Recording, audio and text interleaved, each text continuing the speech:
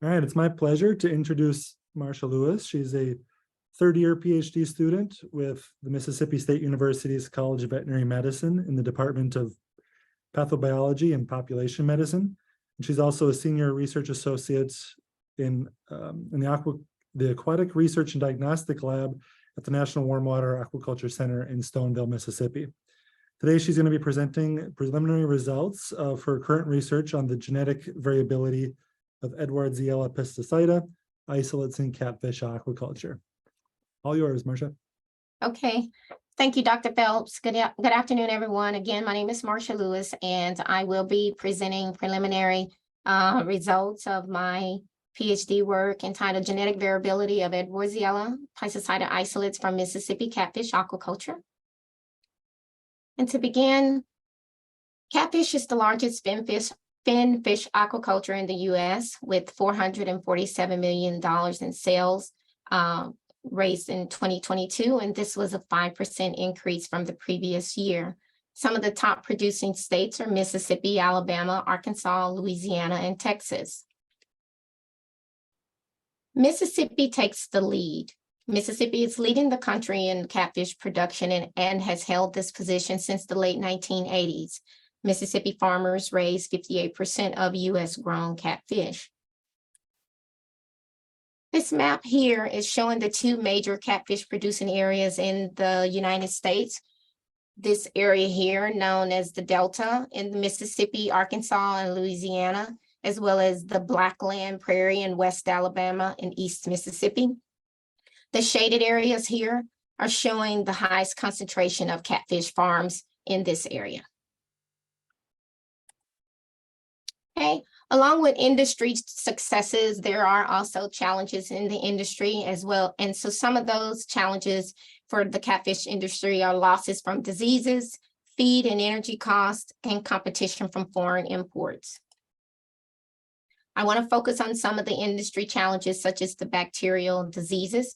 And so Flavobacterium coviae is a causative agent of columnaris disease in catfish, formerly identified as Flavobacterium columnare. Aeromonas hydrophila is a causative agent of Motoaeromonas septicemia variant. This is in farm channel catfish as well as hybrid catfish. Edwardsiella ictaluri is the causative agent of enteric septicemia of catfish in channel catfish. Edwardsiella tarda is the causative agent in emphysematous putrefactory disease of catfish. This has also been broken down into two distinct groups as being fish pathogenic and non-pathogenic. But Edwardsiella pesticida is also more prevalent than E. tarda in catfish. So maintaining and improving catfish health is a concern for producers in this area in the region because bacterial pathogens can cause large-scale production losses that are very severe and devastating.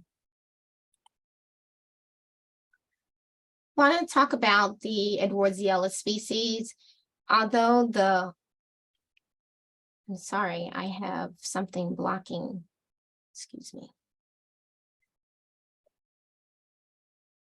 The Edwardsiella species, they're in the members of the family Hafniaceae, and the genus is Edwardsiella. This is a family of 5 bacterium here. This group here is generally known as our fish pathogens, the E. piscicida, E. angularum, E. ictaluri, with E. hoshinae and E. tarda. And so although E. piscicida is a serious pathogen in hybrid catfish, it does have an expanded host range of more than recognized as a disease agent in more than 20 plus species of fresh, brackish water and marine fish. The E. angularum was first recognized in eels, but has become a diseased agent of concern in tilapia. And E. ictaluri is still a concern in channel catfish. This group here to the right, the E. hoshinae, was described in birds and reptiles. And E. tarda, still a concern in many fish species, but clearly distinguishable as pathogenic and non-pathogenic to fish. E. tarda is considered more of an opportunistic pathogen with wide host range, including some zoonosis. I want to give you a little history of the Edwardsiella species. So in 1965, Edwardsiella was made a new genus of Enterobacteriaceae. And in 1972, E. tartar was first discovered in farm-raised channel catfish in Arkansas. And in 1980, E. hoshinae was defined in birds and reptiles. A year later, E. ictalori was described in cultured catfish in the southeastern United States. In 2012, 2 individual polyphyletic groups of E. tartar were described as one being non-pathogenic to the fish and the other as fish pathogenic. And a year later, E. piscicida was recognized as being distinct from E. tartar. 2015, E. angularum was recognized as being distinct from E. tartar, initially reported in eels.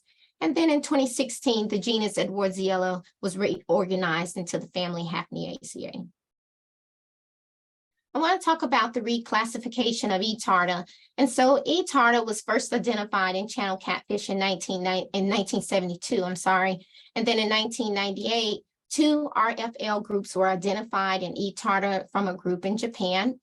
And then in 2012, a group of scientists from China identified different inter- and intraspecific taxonomic relationships in the group of E. tartar. And so after that, concurred with the Albina group in Europe and with US research from the Griffin group here in the US, there were 2 genetically distinct and phenotypically ambiguous species of E. tartar identified. And then the Shao et al. Group described E. angularum from eels, but it has now been classified as a pathogen of concern for tilapia.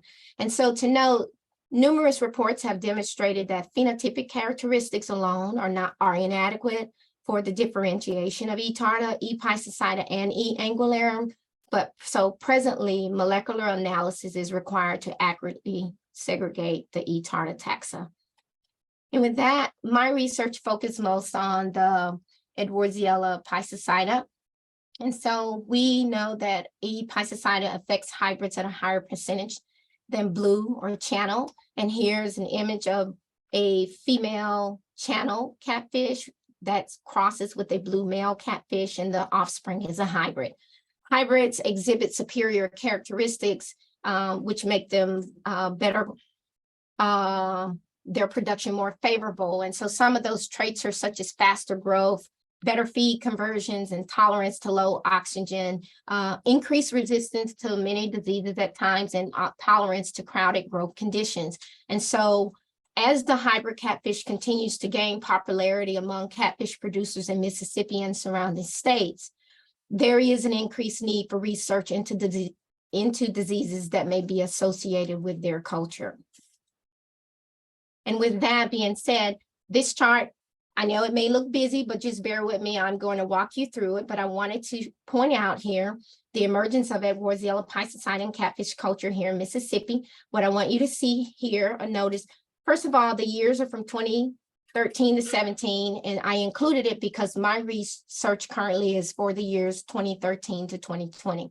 And so here, I want you to see this solid black line here shows the total case submissions received in our ARDL.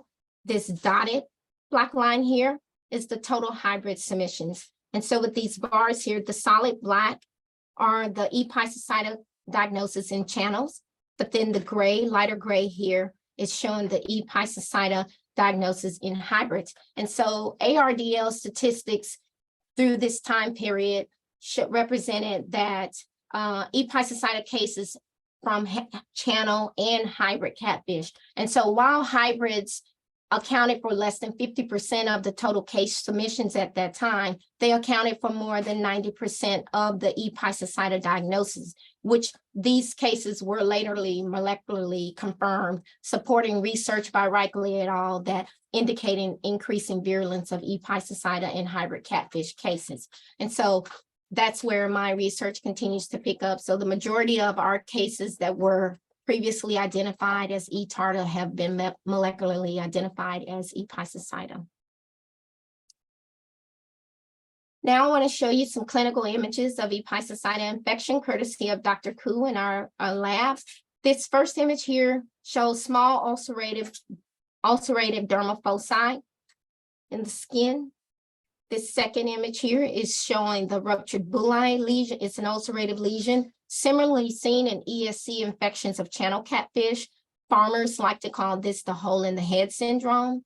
And this third image here It's of a congested spleen, swollen kidneys, and ascites. Moving on to my project objectives. The whole scope of my project is based on multi-locus sequence analysis of episocytic isolates from catfish cases here at the Aquatic Research and Diagnostic Laboratory, identification of multi-drug resistant elements in antibiotic resistant isolates from those cases, assessment of water quality submissions from the years 2011 to 2020, survival and serum killing of different episocytic lineages from blood and serum from different hosts such as Centrochus, salmonids, and tilapia. And then finally, with the effects of high iron diets on the virulence of episocytic variants in channel and hybrid catfish. And so for the sake of this presentation, I will only be focusing on the first two objectives of my research. And so the following slides now will take you into some of the preliminary analysis that I have seen so far.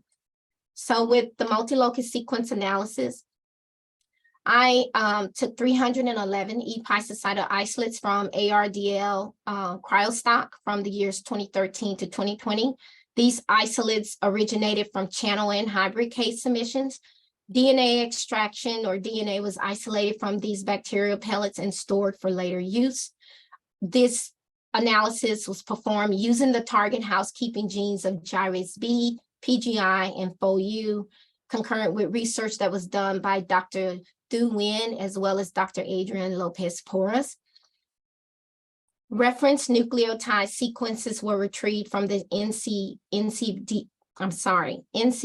database. And from these, the genomic DNA was isolated from each bacterial pellet, and I think I said that, and stored for later use. Alignments and analysis were performed in Genius primed, and isolates were sent off for Sanger sequencing through Eurofins. The next part of this is antimicrobial sensitivity plates. There are 3 antibiotics approved for use in the catfish industry, and they are oxytetracycline, terramycin, or methoprim, sulfadimethoxazine, or Romet, and fluorophenocal or Aquaflor. And so zones of inhibition that are set for the ARDL standards are the susceptibility breakpoints are, if it's greater than 20 millimeters, it's susceptible. You have an intermediate susceptibility between 11 and 19, and then less susceptible or resistant would be considered a 10 or less using the Kirby-Bauer diffusion assay. And I wanted to just show a couple of the plates that we have or that I use in our laboratory. For my whole genome sequencing of my bacteria, the DNA was extracted using the QIAGEN Pure Gene Kit. Carbohydrates were removed by ethanol precipitation, and it was quantified by using qubit. The genomes of my ABR isolates were sequenced with nanopore technology, and the nanopore sequencing has taken place. The next step in that will be Illumina sequencing at the University of Minnesota. My library preparation was done using Oxford Nanopore Rapid Barcoding Kit, and sequencing was done using the Nanopore GridION. And so my initial assemblies were performed by Dr. Jeff Walbeezer with the USDA WARU unit. For the multi-drug resistant isolates, diagnostic case submissions here in the diagnostic lab showed an increase in antibiotic resistance in our case reports. And so out of my 311 isolates that I have been working on, 51 of those isolates were identified as multi-drug resistant. And of those 51, 31 of them have formed closed assemblies, with the remaining to continue later on this summer. But what's distinct about this is, based on previous work by Divya Rose, there were 2 distinct multi-drug resistant plasmids that were identified from catfish isolates. They seem to swap back and forth between E. ictaluri and E. pisocida. So with my ABR isolates, the genomic sequencing and characterizations of that is what I want to determine is if my isolates indeed have those 2 plasmids, if they're present in my isolates, or whether or not there is a specific strain of bacteria in my ABR isolates. These next 3 charts I want to show you are the frequency distribution of those antibiotic resistant Kirby-Bauer results. So for this first frequency distribution. These are results for the antibiotic terramycin. And clearly here, you can see I've got two groups. This first group here is the susceptible group. The inhibition zones for susceptibility, remember, is from 20 or more. And so we've got a very good range of isolates. This group here on the left clearly is the less susceptible or resistant group for the antibiotic terramycin of those 51 isolates. The next chart is the frequency distribution results of the Kirby-Bauer assay for Aquaflor. And again, I'm starting right to left because I want to show you the susceptible groups first. This is my susceptible range, the intermediate isolates, and then this group here to the far left or the left is the resistant or less susceptible group. And then the last frequency distribution is for the antibiotic Romet. We have a very large group or diverse group of susceptible isolates, the intermediate isolates, and then the less susceptible or resistant isolates. And the next slides have to do with my multilocal sequence analysis, which is the very exciting part. And I'm very excited about this because just yesterday we've been working on this, Dr. Griffin and I, trying to get my multilocal sequence analysis done on the 3 genes. And all the way up until yesterday, we still found glitches and problems. And so not realizing that when you have 300 plus isolates that you're working with and then trying to pull them together over the course of the isolate that you're taking from GenBank, it's a lot of work and you find a lot of error, but I'm excited to be able to present some preliminary results. And here, this red may not mean anything to you, but I just wanted to point out this red here, these groups here are the surmounted isolates from Dr. Nguyen's research. And that's the Atlantic salmon isolates. But what's interesting to note here is I have 6 sequence types of my catfish isolates, 4 gyrase B, and Dr. Porras identified 5 discrete phyletic groups from his concatenated genes. What I want to point out when you see these heat maps of mine, my heat maps are sequenced alignments only because they've not yet been concatenated. We've been practicing concatenation on them, but we've been finding some differences or errors in some of the sequences. So we want to go back and make sure that the sequence lineages that we're seeing is actually what we're seeing and clean up some of that. But I'm very excited for this preliminary work because it shows that I'm seeing similarity just like Dr.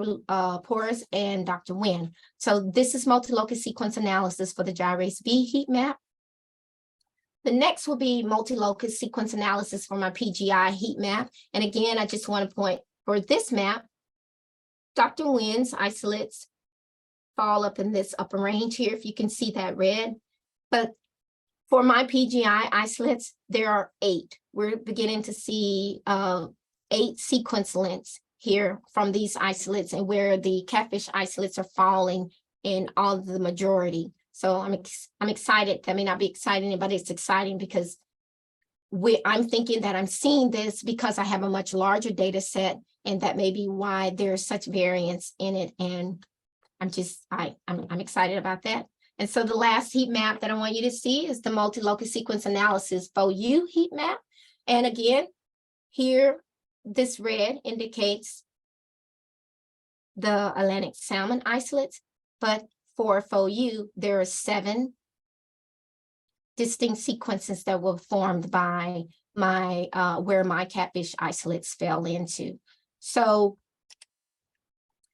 in conclusion, my preliminary results support previous works that there is genetic diversity in E. piscicida with a possible trend towards more diversity. And what's exciting to know that if these isolates are moving towards more diversity, we want to know what is the relationship over time. Are we seeing a convergence? And at present, host associations driving genetic diversity still remain unknown, but we would like to know what's driving the host associations. And so that leads me to future work that I'll be doing probably by the end of the summer. We would like to have all of my multi-locus sequence analysis fully concatenated so that I can see if what are the distinct phylogenetic groups like Dr. Thu and Dr. Porris's work indicated, because like I said, my sequences are just based on the sequence alignments. I don't have the phyletic groups as of yet because I don't have fully concatenated sequences, but we want to know what's driving those. And then I want to finish analyzing my multi-drug resistant plasmids and my ABR isolates. And then down the road, complete water quality assessments and analysis by looking at trends over the years from 2011 to 2020. We want to know where the trends are based on high ammonium nitrite or chlor. Have we seen anything that's affecting this divergence out of the water? And then future work also would be serological analysis with Dr. Soto and the effects of iron dyes with Dr. Yamamoto. And so we want to know, as far as, if fish on iron dyes, high iron dyes are more susceptible or not. So I'm very excited about my project. I'm looking forward to more definitive results as I advance throughout this process. And at this time, I'd like to acknowledge some of the people that have helped me along the way. Dr. Lester Koo, Dr. Bradley Richardson, Dr. Adrian Lopez-Pora, Dr. Caitlin Older, Dr. Jeff Walbeezer, Dr. Noor, Cynthia Ware, Divya Rose, Sujita Balami, and James Stedman. I'd also like to thank my committee members at this time, Dr. Matt Griffin, who's my major professor, Dr. Larry Hansen, Dr. Lori Petrie Hansen, Dr. Fernando Yamamoto, and Dr. Esteban Soto. I also like to thank you all at this time for listening. Excellent presentation, Marsha. That was very, very good work.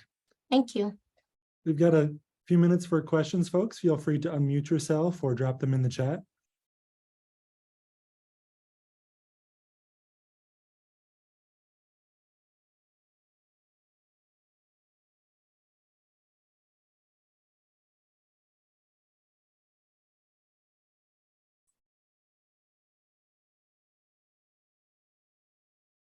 Well, we're waiting for one to come in. You're getting compliments in the chat, Marsha, so good job. Oh, okay. Thank you. I'm scared to touch anything at my desk because I'm scared I'm gonna lock everything up. So thank you very much.